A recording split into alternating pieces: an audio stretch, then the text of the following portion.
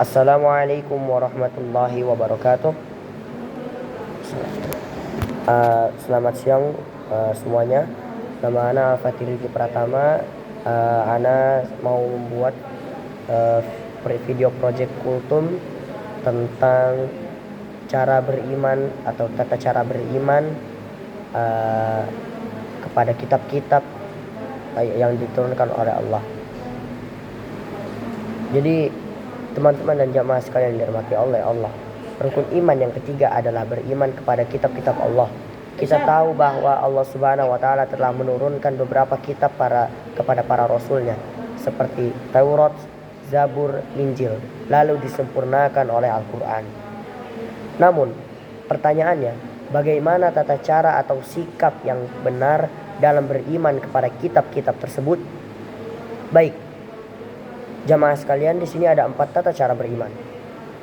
Dari pertama, secara akidah ada 4 hal utama yang wajib kita jalankan juga. Oke, dari mulai yang pertama. Yang pertama adalah meyakini kebenarannya secara umum.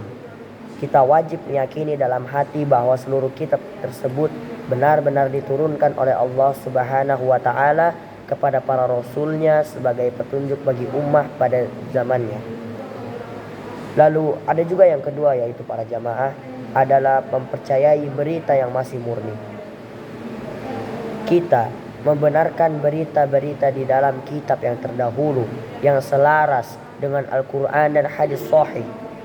Tetapi adapun ajaran dalam kitab-kitab yang terdahulu yang sudah mengalami perubahan oleh tangan manusia dan tidak boleh kita ikuti, karena itu bukan lagi dari Allah, atau yang kita bisa sebut yaitu kalamullah seperti Al-Quran. Tetapi walaupun banyak kitab-kitab yang terdahulu yang di kalamullah dicampur tangan oleh tangan manusia seperti Zabur, Injil, Taurat, dan sisa Al-Quran.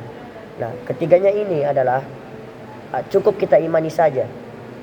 Cukup kita imani saja bahwa 3 kitab ini memang benar-benar ada pada saat zaman Rasulullah, atau memang benar pada zamannya para rasul yang diutus oleh Allah Subhanahu wa taala. Mereka memang benar-benar diturunkan,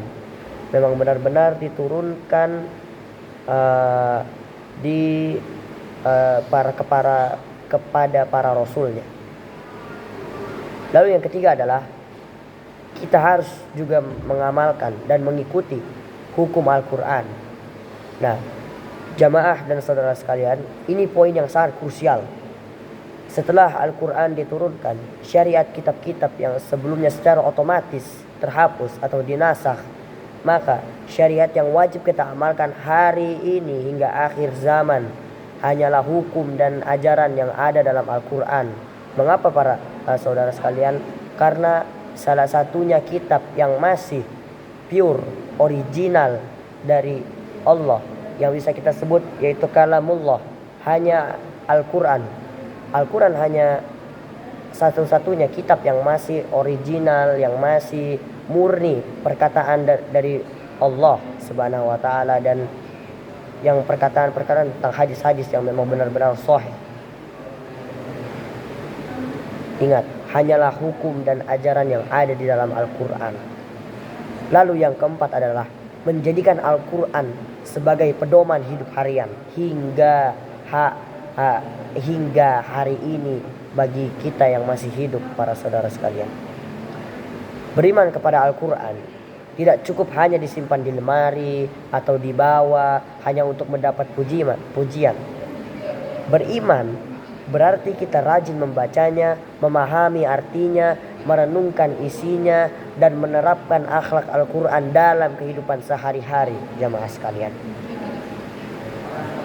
Jadi tidak hanya kita itu hanya untuk formalitas saja seperti menaruhnya itu di rak lemari Al-Quran dan lalu hanya untuk memegangnya lalu agar mendapat pujian.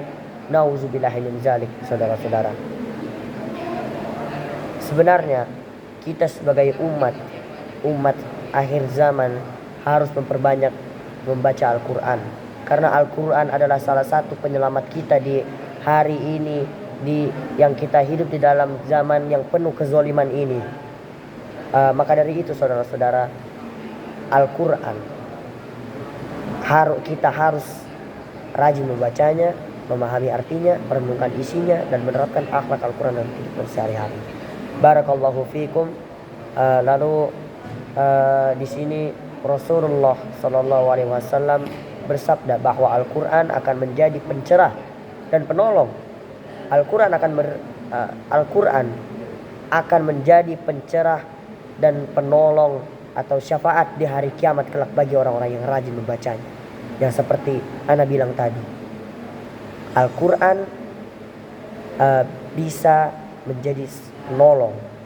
Makanya keempat poin yang tadi saya sebutkan itu adalah sangat-sangat penting bagi hidup kita. Barakallah, semoga Allah membimbing kita untuk tidak hanya mengaku beriman di lisan, tetapi juga mampu membuktikannya dengan menjadikan Al-Mekar sebagai pedoman hidup kita sehari-hari. Wabillahi taufiq wal hidayah. Wassalamualaikum warahmatullahi wabarakatuh.